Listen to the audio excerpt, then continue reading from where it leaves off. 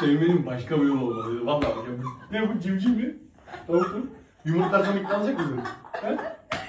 Ördek kal.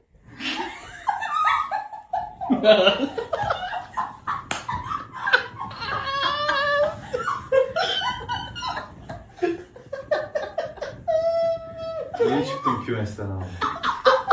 Nasıl?